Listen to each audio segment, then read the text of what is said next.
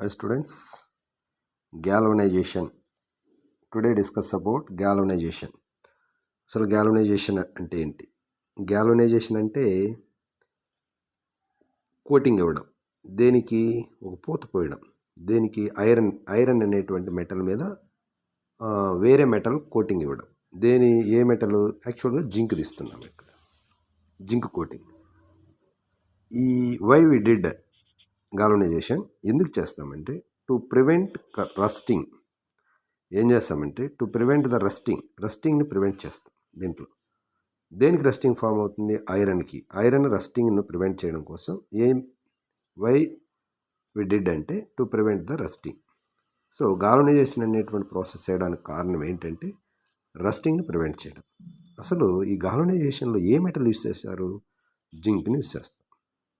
ఇక్కడ పిల్లవాడికి డౌట్ వస్తుంది, జింక్ని ఎందుకు యూస్ చేయాలి? సో ఎందుకు స్టాన్సియంని యూస్ చేయకూడదు? ఇక్కడ ఒకటి ఇచ్చాను చూడండి, ఒక చిన్న కాన్సెప్ట్ ఇది. ఇక్కడ జింక్ చూడండి, జింక్ అనేటువంటిది ఐరన్ కంటే highly reactive. So zinc highly reactive than iron. ఇక్కడ చూడండి, ఈ సింబల్ చూడండి, గ్రేటర్ దాన్ సింబల్. ఇప్పుడు 10th క్లాస్ స్టూడెంట్స్ సమస్య ఏంటంటే ఇది ఏం సింబల్? ఎక్కడ నోట్ తెరుచుకుంటే అది పెద్దది. జింక్ కల్ నోట్ తెరుచుకుంది కాబట్టి జింక్ హై రియాక్టివిటీ ఉంటుంది ఐరన్ కంటే. ఎడు చూడు, ఐరన్ కంటే స్టాన్సియంకు రియాక్షన్గా అబ్జర్వ్ చేస్తే రియాక్టివిటీ సిరీస్లో మనము ఐరన్ యొక్క చర్యాశీలత స్టాన్సియం కంటే ఎక్కువ. ఈ సింబల్ చూడు. సో ఇప్పుడు జింక్ కంటే ఐరన్కు చర్యాశీలత తక్కువ, అట్లయినా చెప్పచ్చు. ఐరన్ కంటే స్టాన్సియంకు చర్యాశీలత తక్కువ. సో ఇప్పుడు ఎవరికి చర్యాశీలత ఎక్కువ ఉంది? మూడిట్లో జింక్కి ఎక్కువగా ఉంది. జింక్కి చర్యాశీలత ఎక్కువగా ఉందంటే ఐరన్కు తక్కువగా ఉంది. ఐరన్ కంటే స్టాన్సియంకి ఇంకా తక్కువగా ఉంది. అంటే స్టాన్సియం అంటే టిన్. ఇప్పుడు అబ్జర్వ్ చేయండి. ఇప్పుడు ఐరన్ అనేటువంటి దాన్ని మనం ఐరన్ పైప్ ఒకటి తయారు చేయాలి. ఐరన్ పైప్ తయారు చేయాలనుకున్నాం, ఎక్కడో నువ్వు యూజ్ చేసుకోవాలి మన డొమెస్టిక్ పర్పస్. డైరెక్ట్గా ఐరన్ పైప్ ఇచ్చేస్తే ఏమవుతుంది? 2 or 3 yearsలో స్పాయిల్ అవుతుంది. ఏమవుతుంది? హైడ్రేటెడ్ ఐరన్ ఆక్సైడ్ అనేటువంటిది ఫామ్ అవుతుంది. సో ఐరన్ ఆక్సైడ్ అనేది ఫామ్ అయినప్పుడు ఏమవుతుంది? దానికి స్ట్రెంత్ తగ్గిపోయి అది వీక్ అయిపోతుంది. వీక్ అయిపోయినప్పుడు ఇరిగిపోతుంది. సో ఈ ఐరన్కి ఇప్పుడు ఏం చేయాలా? పైన జింక్ కోటింగ్ వేయాలి. ఎందుకు జింక్ కోటింగ్ వేయాలా? ఎందుకు ఐరన్ మీద స్టాన్సియం కోటింగ్ వేయకూడదు? చూడు. So stannum don't use. Which metal we use? Zinc అనేది యూస్ చేయాలి. దేనికి? ఐరన్ మీద జింక్ కోటింగే వేయాలి. దీన్ని గాల్వనైజేషన్ అంటారు. ఐరన్ మీద స్టాన్సియం కోటింగ్ వేయకూడదా? వేయచ్చు. బట్ స్టాన్సియం అనేటువంటిది ఇక్కడ గమనించాల్సింది ఏంటంటే స్టాన్సియం అనేటువంటిది కూడా ఆక్సిజన్తో రియాక్ట్ అవుతుంది, కానీ ఐరన్ కంటే స్లోగా రియాక్ట్ అవుతుంది. ఇప్పుడు మన మోటో ఏంటి? మన మెయిన్ ఏమేమి?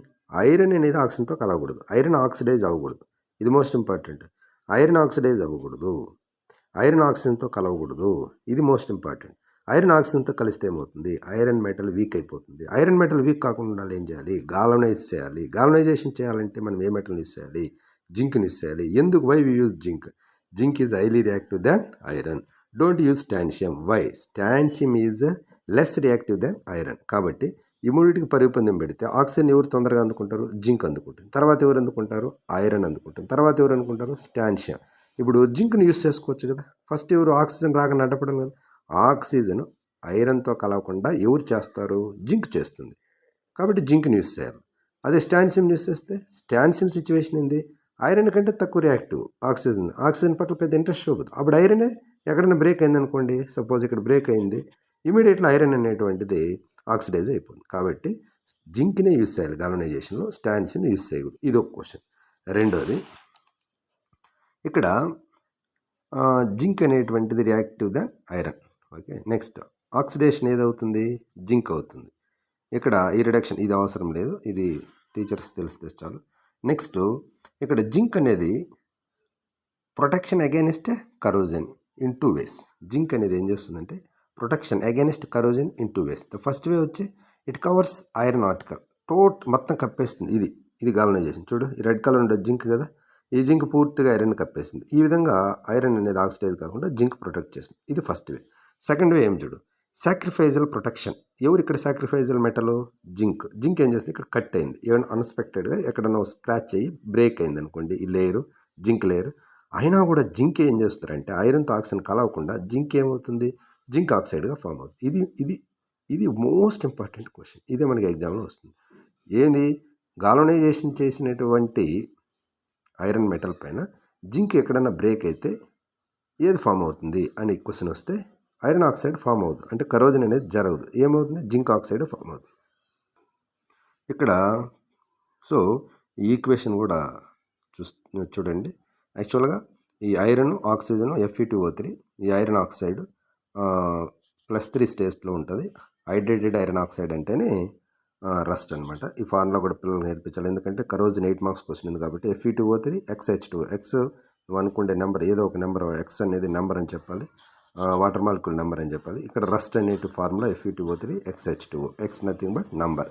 So year hydrated iron oxide అంటేనే రస్ట్ అనేది ఫామ్ అవుతుంది. ఇక్కడ మనము రస్ట్కి ఏంటి? ఐరన్కి రస్ట్ ఫామ్ అవుతుంది. ఆ రస్ట్ని ప్రొటెక్ట్ చేయాలంటే ఏం చేయాలా? గాల్వనైజేషన్ చేయాలి. గాల్వనైజేషన్ చేయాలంటే ఏ మెటల్తో చేయాలా? జింక్తో చేయాలి. దేంతో చేయకూడదు? స్టాన్సియంతో చేయకూడదు. దానికి రీజన్ ఏమి? స్టాన్సియం అనేటువంటి less reactive than iron. Zinc అయితే high reactive than iron. So అది రీజన్. బ్రేక్ అయితే ఏంది? జింక్ ఆక్సైడ్ ఫామ్ అవుతుంది. కాబట్టి ఆ జింక్ ఆక్సైడ్ ఏమి? త్యాగం చేసి ఐరన్ కరోజన్ కాకుండా జింకే ఆక్సిడైజ్ అయ్యి జింక్ ఆక్సైడ్ అనేది ఉప్పు ఏర్పడుతుంది. ఇది మనము జింక్ ఐరన్ అనే చుట్టూ గాల్వనైజేషన్ చేసిన తర్వాత కూడా జింక్ అనేది బ్రేక్ అయితే జింక్ ఆక్సైడ్ ఫామ్ అవుతుంది, కానీ కరోజన్ ఫామ్ అవ్వదు. ఇది మనం పిల్లలకు ఎక్స్ప్లెయిన్ చేయాలి. రెండోది ఏంటంటే, సో ఈ వీడియోలో ఏంది ఇది చాలా ఈజీ కదా అనుకుంటే, ఎస్ ఈజీనే, బట్ ఇక్కడ మనము 2 క్వశ్చన్స్ని ఒకే దాంట్లో మనం ఎట్లా ఎక్స్ప్లెయిన్ చేయాలి. ఒకటి, రియాక్టివిటీ సిరీస్ ఆధారంగా దేన్ని గాల్వనైజేషన్ చేయాలి, ఏ మెటల్తో గాల్వనైజేషన్ చేయాలి. రెండోది, బ్రేక్ అయితే కరోజన్ ఫామ్ అవుతుందా, అంటే ఐరన్ ఆక్సైడ్ ఫామ్ అవుతుందా, జింక్ ఆక్సైడ్ ఫామ్ అవుతుంది. 100% ఆబ్వియస్లీ జింక్ ఆక్సైడ్ ఫామ్ అవుతుంది. Don't use stannum galvanization, only we use zinc. ఈ రెండు చెప్పడానికి ఈ వీడియో చేసింది. So thank you. Please subscribe, share.